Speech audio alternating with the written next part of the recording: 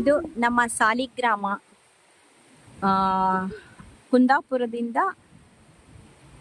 ಮುಂದೆ ಮತ್ತೆ ನಮ್ಮೂರು, ನಮ್ಮ ಸಂಸ್ಥಾನದಿಂದ ಒಂದು 2 ಕಿಲೋಮೀಟರ್ ಇರೋದು ಅಷ್ಟೇ. ಇದು ಅತ್ಯಂತ ಪ್ರಸಿದ್ಧವಾದ, ಅತ್ಯಂತ ಶಕ್ತಿಶಾಲಿಯಾದ ಗುರು ನರಸಿಂಹಸ್ವಾಮಿ, ನಮ್ಮ ಕುಲದೇವರು. ಇದು ಹೊರಪೌಳಿ. ಇಲ್ಲಿಂದ ಮತ್ತೆ ಒಟ್ಟು 3 ಪೌಳಿಗಳಿದೆ. ಇದು ಹೊರಭಾಗ, ಮತ್ತೆ ಒಂದು 3 ಪೌಳಿ ಇದೆ. ಅತ್ಯಂತ ತುಂಬಾ ಚೆನ್ನಾಗಿರೋ ದೇವಸ್ಥಾನ. ಅಲ್ಲಿ ಎದುರುಗಡೆ ನೇರವಾಗಿ ಆಂಜನೇಯ ಸ್ವಾಮಿ ಟೆಂಪಲ್ ಇದೆ.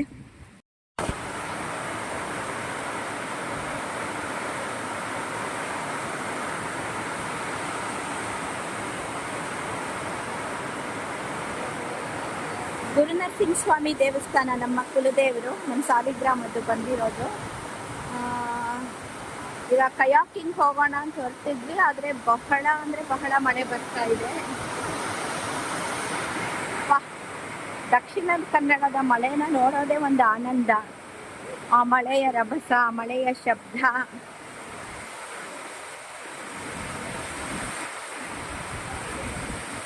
ಒಂದು ಚಿಕ್ಕ ಜಲಪಾತನೇ ಹರಿತಾ ಇರೋ ಹಾಗಿದೆ ಈ ಮಳೆ. ಈಗ ಇಲ್ಲಿ ಸಾಲಿಗ್ರಾಮದಿಂದ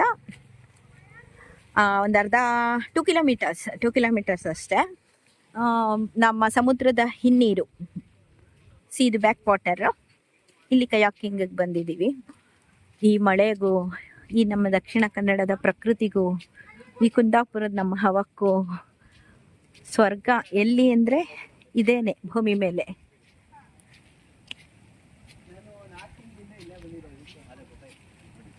ಇದೆಷ್ಟು ದಿನ ಆಯ್ತಪ್ಪ ಓಪನ್ ಆಗಿ? 9 ಮಂತ್ಸ್. ಇದು ಸಮುದ್ರದ ಹಿನ್ನೀರು ಅಲ್ವಾ? ಆಳ ಇದೆಯಾ? ಏನು ಭಯ ಇಲ್ಲ?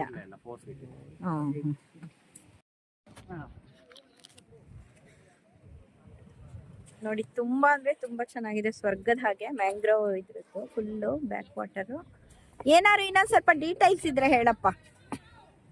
ಸೀತಾ ನದಿ ಬ್ಯಾಕ್ ವಾಟರ್. ಸೀತಾ ನದಿ ಬ್ಯಾಕ್ ವಾಟರ್. ಓಕೆ, ಸಮುದ್ರದಲ್ವಾ?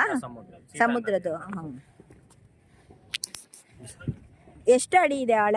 ಇಲ್ಲಿ 4 to 5 feet ಇದೆ. ಅಂದ್ರೆ ನಿಮ್ಗೆ ಹೈ ಟೈಡ್ ಇದ್ದಾಗ ಒಂದು 6 feet ಇರ್ತದೆ, ಲೋ ಟೈಡ್ ಇದ್ದಾಗ 3 to 4 feet ಇರ್ತದೆ.